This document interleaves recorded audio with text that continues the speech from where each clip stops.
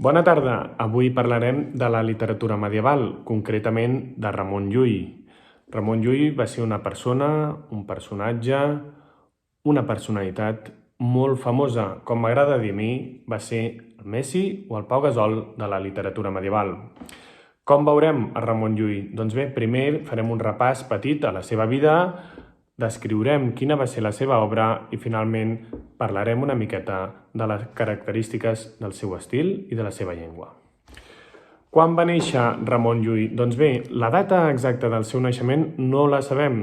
Sabem que va ser pels volts de 1232 i 1235, és a dir, en el segle XIII, a Mallorca, això n'estem convençuts, i que era fill de barcelonins que s'havien establert a la illa.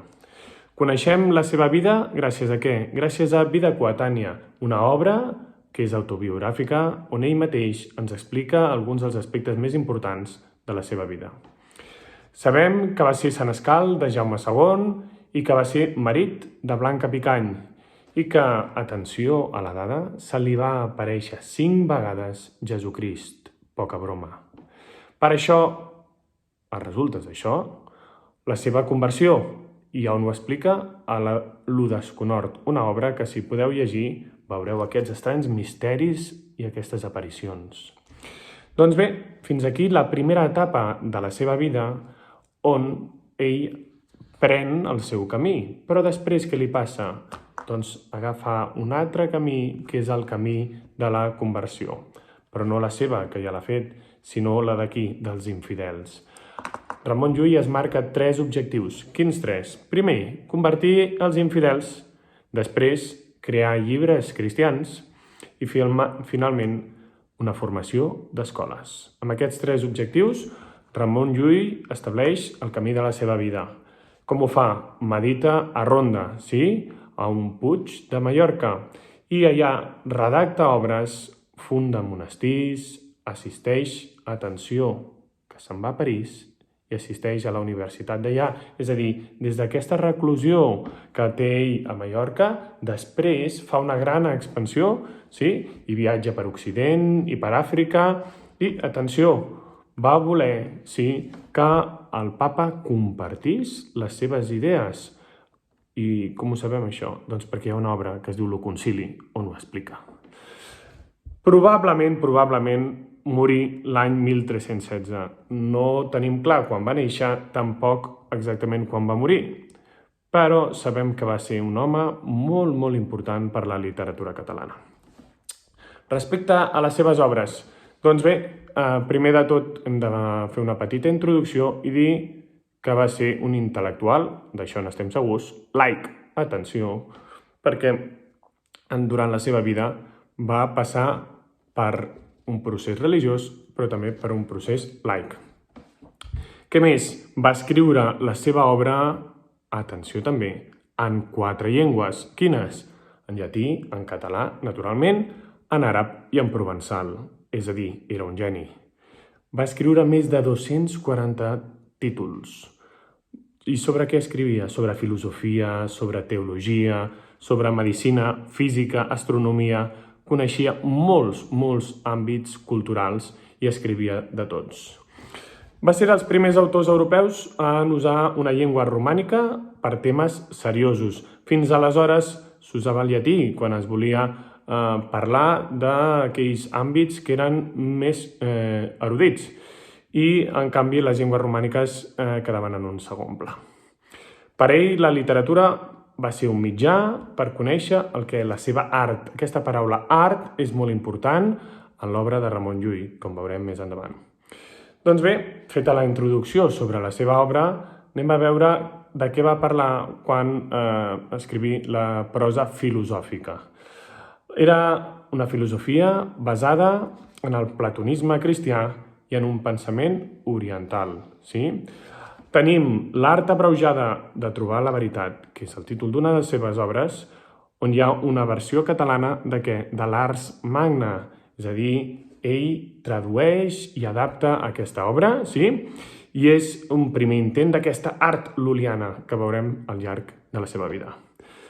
També va escriure el llibre de contemplació en Déu, que és la primera gran obra lul·liana, sí, que obre el camí a aquest geni, i també L'arbre de la ciència, que és una obra de tipus enciclopèdic, on es poden consultar moltes dades i on Llull fa aquest paper no prosaic, no narratiu, sinó més científic. També tenim una obra didàctica i religiosa, naturalment. Tenim el llibre de l'Ordre de Cavalleria, fantàstic, on hi ha la formació d'un cavaller cristià. I aquesta obra tan magnífica va influir a Tirant-lo blanc, la magnífica obra de Joanot Martorell. Doncs bé, també tenim el llibre de Santa Maria, on hi ha un diàleg entre dues dames, sí, que es busca, hi ha la recerca de la millor manera de pregar aquí, a la Mare de Déu. Aquestes dues dames conversen i el lector pot extreure el què? Doncs coneixements per poder resar bé a la Mare de Déu. Finalment, dins d'obra didàctica religiosa, tenim la doctrina pueril, on hi ha les normes d'educació dels infants. Com veiem, ell escrivia molt, però escrivia també molt variat. Hem vist obres filosòfiques, obres didàctiques i obres religioses. A més d'aquestes obres, Ramon Llull és conegut per la seva obra narrativa. Aquí farem un petit repàs a dues de les seves obres. Per un costat, Blanquerna, i per l'altre, el llibre de Meravelles o Fèlix. I acabarem veient les seves obres místiques i una petita pinzellada de la seva poesia. Doncs bé, Blanquerna va estar escrit en dues etapes i a Blanquerna podem trobar la importància del número 5. Per què? Perquè són 5 llibres que podrien representar les 5 nafres de Jesucrist. Jesucrist va ser penjat a la creu i té 5 punts per on li raja la sang. El número 5 de Blanquerna també els trobem en els estats del protagonista. Per què? En vida trobem 5 estats: el del matrimoni, el de la religió, el de la prelatura, la posterioritat i l'ermità. I també trobem 5 fases en la religió. És frare, és abat, és bisbe, és papa i és ermità. Doncs bé, aquest número 5 s'estableix al llarg de tota l'obra de Blanquerna. Quins protagonistes té aquesta obra? Doncs Blanquerna, naturalment, sí, els seus pares, que són Abast i Aloma, i la seva veïna. Inclou 3 llibres seus antics, editats a dins mateix de Blanquerna, que són l'Ave Maria, l'Amic i Amat i l'Art de Contemplació. I aquesta obra, quin argument, quina història ens explica? Doncs bé, primer de tot, Blanquerna, aquest personatge, vol anar a fer d'ermità, una miqueta com li passa a Ramon Llull, i els seus pares no li deixen. I qui marxa finalment, sí, és la veïna, Natana. I Natana fa de doble femení de Blanquerna i acaba sent l'abadessa. També veiem unes accions del bisbat que ens ensenyen els models de conducta dins d'aquesta mateixa obra i finalment hi ha el llibre d'Amic i Amat inclòs, inserit aquí dins com a última etapa del llibre, on Blanquerna ja ha estat bisbe i papa i decideix finalment ser ermità. Quin llibre també podem destacar dins de la narrativa de Ramon Llull? Doncs el llibre de Meravelles o Fèlix, on el protagonista és Fèlix. I Fèlix què fa? Admira l'obra de Déu i veu molta destrucció i ingratitud en l'home, en l'ésser humà. Aquesta obra està dividida en 10 parts i hi ha un diàleg entre un mestre i el deixeble, i a partir d'aquest diàleg el lector pot conèixer aquesta història. La 7a part del llibre de Meravelles o Fèlix és el llibre de les bèsties, que naturalment és una faula on els animals parlen i es comporten com homes. I tot el llibre de Meravelles o Fèlix, tota aquesta obra, està escrita amb què? Amb els exemples, els eixemplis que deia Ramon Llull. Doncs bé, aquests dos exemples d'obra lul·liana de narrativa ens serveixen per veure una mica quines eren les característiques de les seves obres narratives. Anem a veure dos exemples de l'obra mística. Per un costat tenim el llibre de contemplació en Déu, que té l'origen de tota la mística aquesta lul·liana, d'aquesta aparença de Déu, i és una mena d'oració on Llull vol unir-se aquí, a Déu, mitjançant la contemplació.